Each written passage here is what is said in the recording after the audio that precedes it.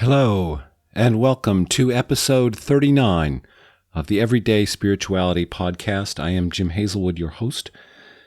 Very short introduction because, well, as you can hear, I have a little bit of a cold I am recovering from.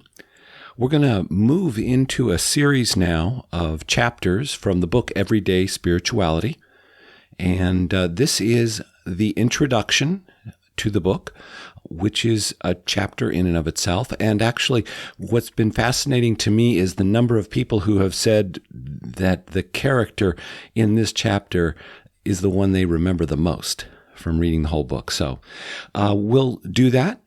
This is episode 39, and we will start that right now. Everyday Spirituality, Discovering a Life of Hope, Peace, and Meaning, by James Hazelwood.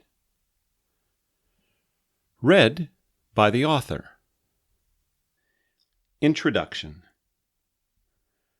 Like most people, I've always had this tugging sensation that there is something more significant, broader, deeper, more expansive and timeless about life than just the day-to-day tasks of doing the dishes, mowing the lawn, and walking to the grocery store.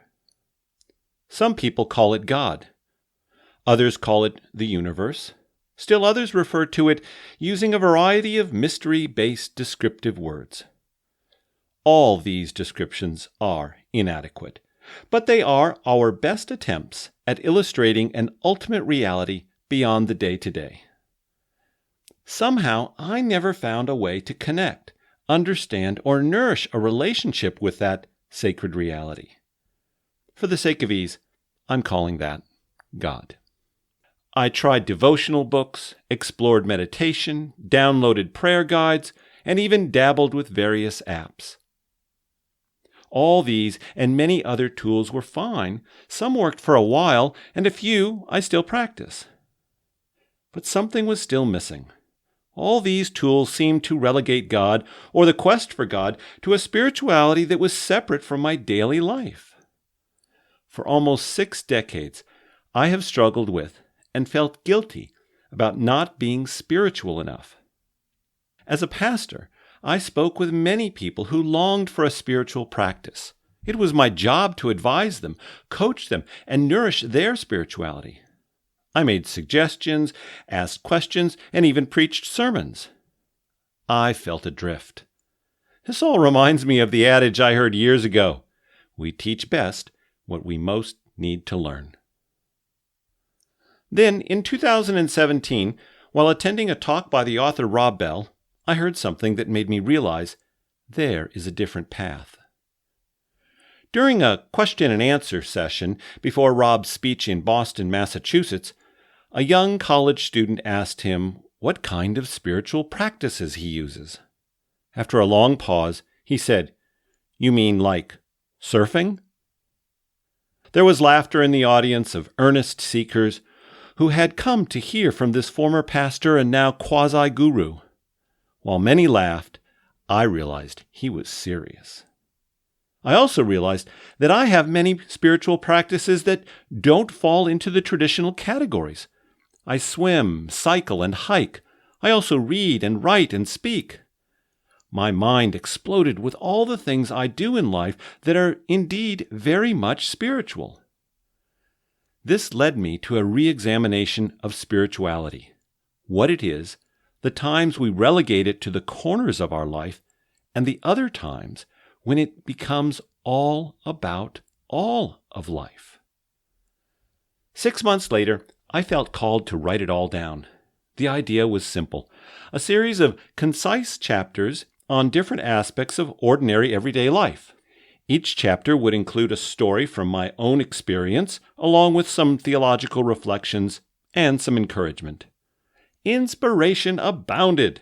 I jotted notes and recalled aspects of my life, as well as readings and teachings I learned through the years. Then, one morning, in the middle of winter, he showed up and brought it all to a crashing halt. He is that voice inside my head, the nagging voice of self-doubt. The voice that whispers, And who are you to think you can write a book?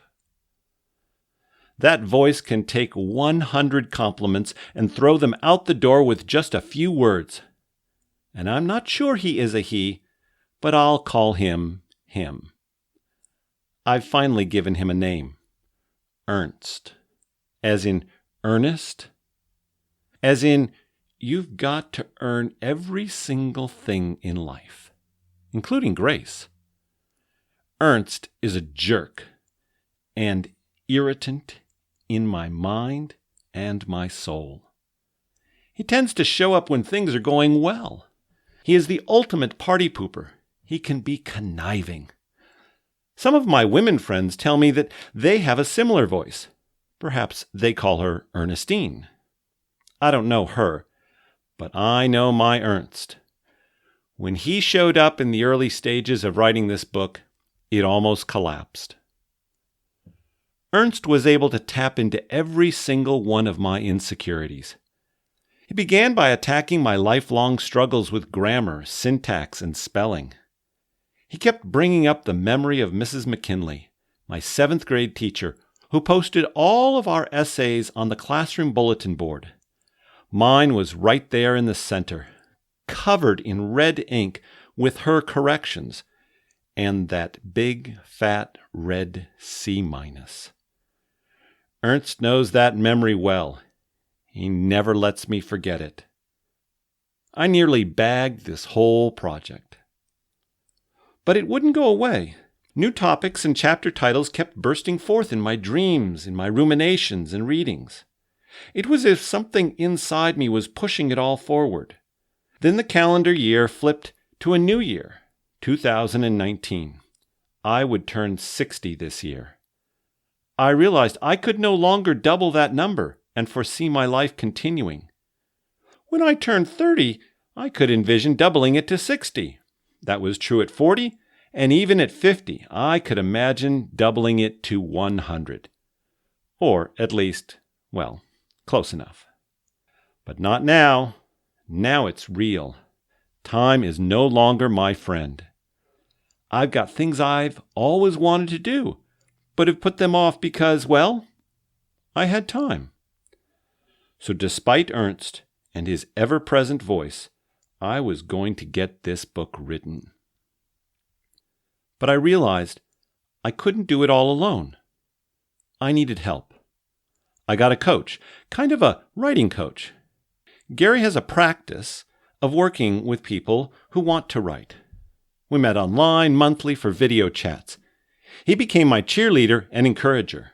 One day early on, he asked me a question. It was kind of offhand. Jim, do you know anyone else that has ordinary experiences of God? I said something in response and let it go. A few days later, as Ernst was working his magic on me while I sat at the keyboard, that question returned.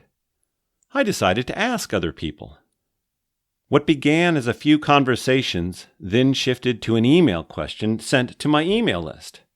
It was a brief email to people who had subscribed, asking if they had any stories of everyday spirituality. Unfortunately, a few days before this email, there had been a spam email that appeared to come from me. That spam told people I was stranded in Nigeria and needed iTunes gift cards. Okay, that's not exactly it, but you get the idea. You've seen these con games played. Because of that spam, many people received my legitimate email asking for stories about everyday spirituality with a degree of suspicion. Geez, I thought, Ernst is even working his magic on the internet. I thought no one would respond. But that's not what happened. Slowly, people began sending me their stories. Some were brief, and others were long and elaborate. Some people shared deeply personal experiences of loss and heartache in which they'd seen God present. A few wrote to me of strange, bizarre tales that could only be explained by some divine presence. Sadly, several told me they'd been holding on to these stories for a lifetime out of fear. Ernst had been keeping them down as well. Within a month, I received over 200 responses to my request. Stories, quotes, and vignettes filled my inbox. This flood of responses overpowered Ernst. He could no longer hold me back. Why? Because it wasn't just me, it was us. The book became a collective effort. I couldn't include every story, not even a majority of them. But every story, every contribution is woven into the spirit of this book. Overtly or covertly, your account is in these pages. This is a book about everyday life. In living an everyday, ordinary, seemingly routine life, we are living out a spirituality. Not the kind of spirituality that's set apart. Not the kind where you go off to a retreat center for silence and good food and walks in nature. I've got nothing against that, and in fact, I enjoy those retreats myself. But I need a spirituality that is real for me on Mondays at 6 a.m. when the alarm goes off, and Thursday during dinner with my kids, and Fridays between the grocery store and the gym. This is a book that connects the stuff we do every day, every week, or every so often with God. I've learned so much from writing this book and from all who helped make it possible. Ernst is a little disappointed, but he'll live. He always finds a way to make a comeback. But at least for now, the gift is out in the world. The journey of writing this book has been an experience of the very subject itself. Every day, I now see life as an adventure, a spiritual journey. I invite you to talk to me about what is written here. I've created several resources to facilitate that conversation, and you can find them at the website below. Any book in our 21st century North American context has to be an introduction to a dialogue. Let's keep the channels of communication open as we all seek to rediscover how everyday spirituality comes to life.